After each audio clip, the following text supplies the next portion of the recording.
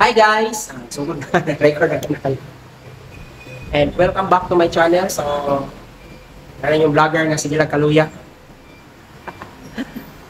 Yung bihon yung vlogger. So, namin dili karon sa eskwelano para sa tuwang brigada eskwela.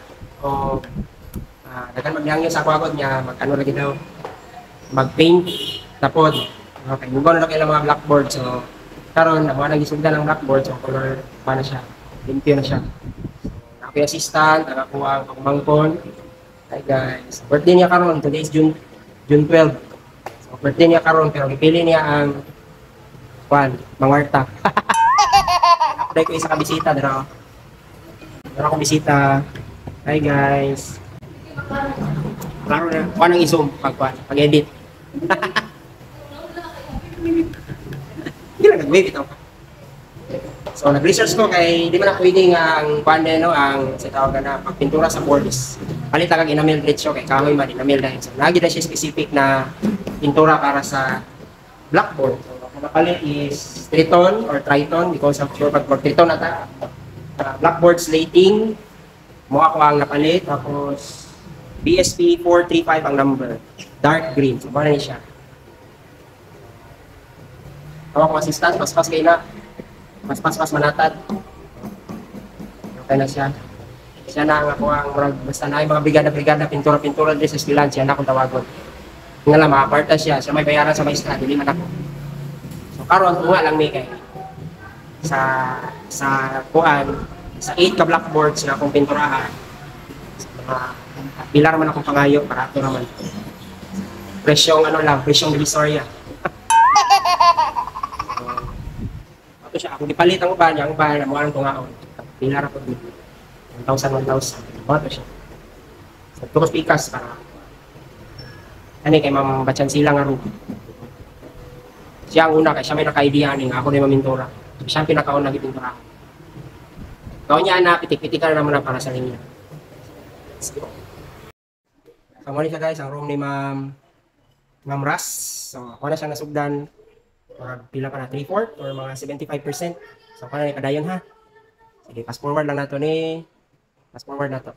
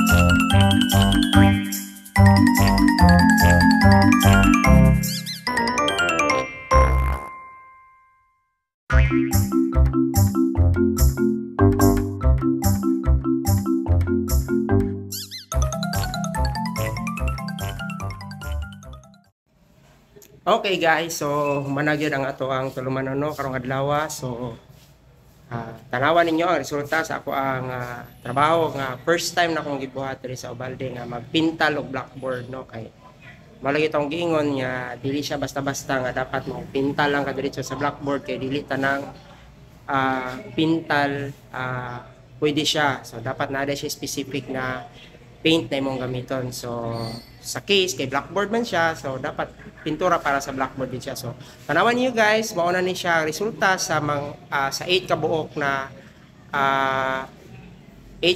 na boards na ako ang gipintalan.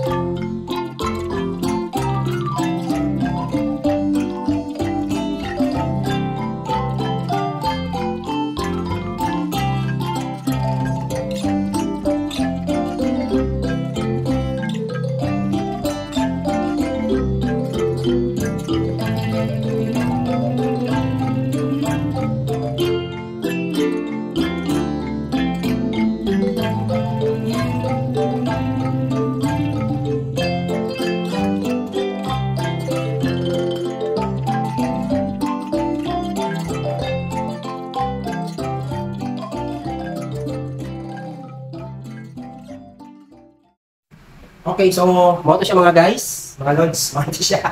Kung mapansin niyo tanang nasa ubang mga boards, mga blackboards kay dili kayo pulido ang pagka ana sa linya no, pagka uhit o pagka kurma sa linya no, pagputol. So ato ang uban ko na to experiment, ang uban trial and error nga kay permanent naman gid siya. So ang uban na to nagisa ko sa pawon lang to green para dili na kayo klaro ang kampat no. So kay since this is my first time, so nandiyo tay mga trial and error na gibuhat. So para lang ma-perfect ang atong trabaho and so kung ano ito siya resulta final. So since magsugod mo ng klase sa Monday, so hindi na siya mo ito siya final ito siya. So sige lang kasunod ato pa lang salihan ko kung unsa pa may pwede na tong improve sa tuang bagong kwan, bagong na-discover nga talent no. So kaya again first time din ako siyang gibuhat. So mo lang to guys and daghang salamat sa pagtanaw. Peace.